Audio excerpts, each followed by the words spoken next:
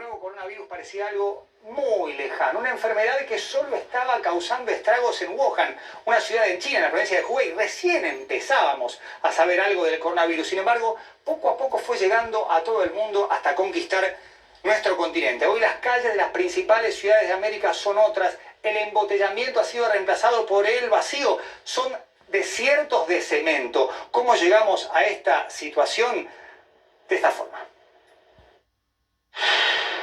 El COVID-19 fue reportado por primera vez en el continente americano el 21 de enero, cuando el gobierno de los Estados Unidos informó que el país había registrado el primer caso positivo del nuevo virus. El segundo país que reconoció la llegada del coronavirus fue Canadá, 4 días después. Un mes más tarde, el 26 de febrero, Brasil se convertía en el primer país sudamericano en declarar un caso positivo del COVID-19. En los días siguientes, el coronavirus se extendió por México y Ecuador. Llegó al Caribe el 1 de marzo, cuando se reportó el primer caso en República Dominicana. Y siguió avanzando por Sudamérica el 3 de marzo, Chile y la Argentina, donde en este último se iba a reportar el primer muerto de todo el continente 4 días más tarde. Durante las jornadas siguientes, siguió avanzando por el sur y centro, con Guyana Francesa, Perú, Colombia y Costa Rica. Llegó a Paraguay el 7 de marzo, también a Panamá, que 3 días más tarde reportaría el primer muerto de Centroamérica. Antes de mediados de marzo, Bolivia y Jamaica fueron alcanzados por el COVID-19. Luego Cuba, Honduras, Guyana y Trinidad y Tobago. Para el 19 de marzo, el coronavirus se ve extendido por Puerto Rico, Guatemala, Surinam, Uruguay, Venezuela, El Salvador, Nicaragua y Haití, en ese orden. El 23 de marzo ya había llegado a toda América, cuando se reportó en Belice, el último país del continente alcanzado por la pandemia.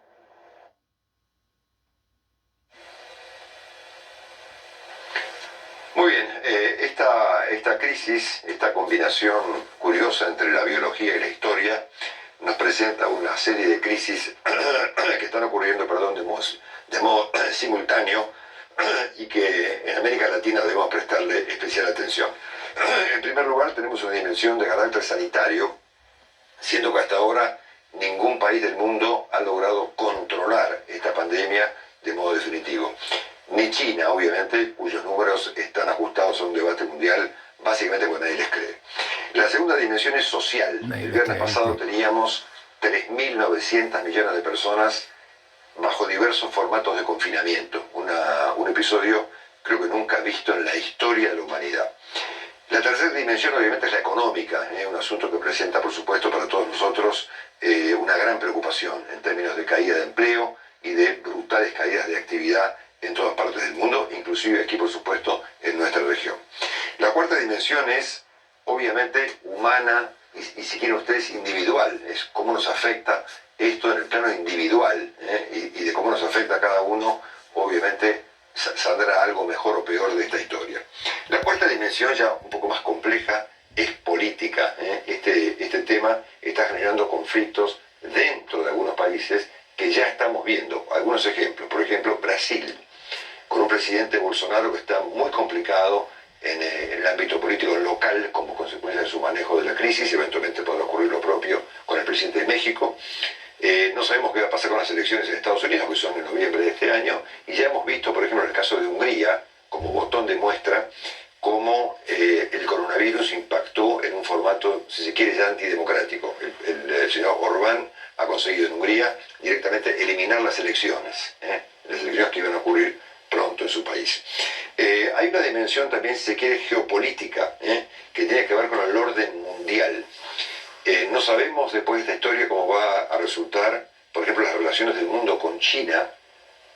No sabemos qué va a pasar, por ejemplo, dentro de Europa, donde hay un conflicto entre grupos de países, y tal vez en el corto plazo lo sabrá, entre los países. Ya ha habido conflictos serios por el manejo, por ejemplo, de los barbijos.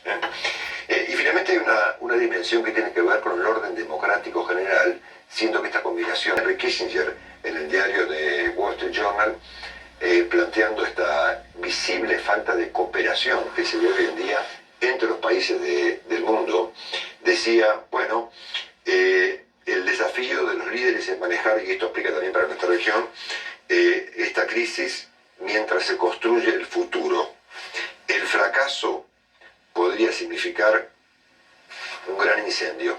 Lo dijo Henry Kissinger hace horas en el diario The Wall Street Journal. Juan Pablo.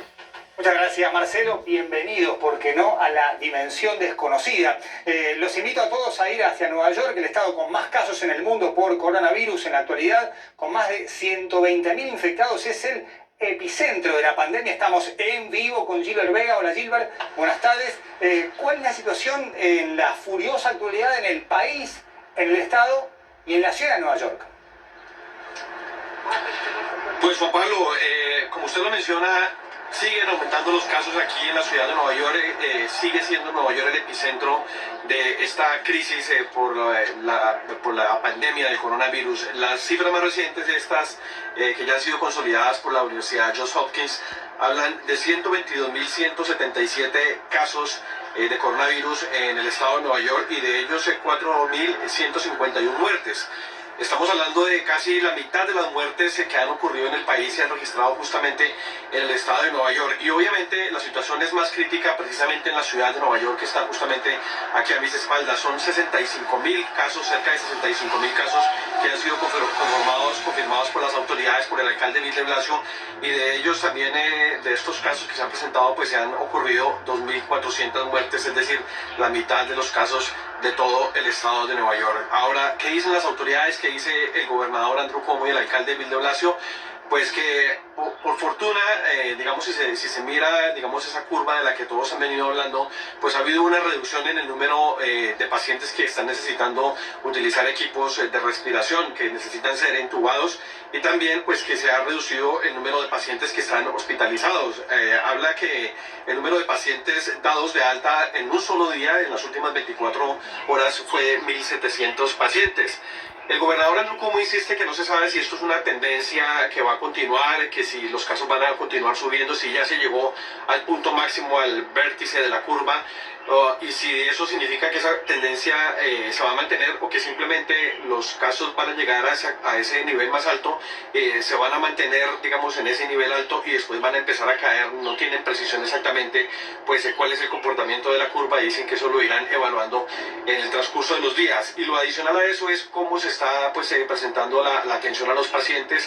La disposición de los hospitales pues continúa aumentando. El alcalde continúa haciendo el llamado al gobierno federal para que se sigan suministrando sobre todo los equipos de respiración y mucho más personal médico, pues justamente para atender las necesidades en el pico que se cree va a llegar y que va a ser mucho más alto precisamente durante esta semana y la próxima semana, Juan Pablo.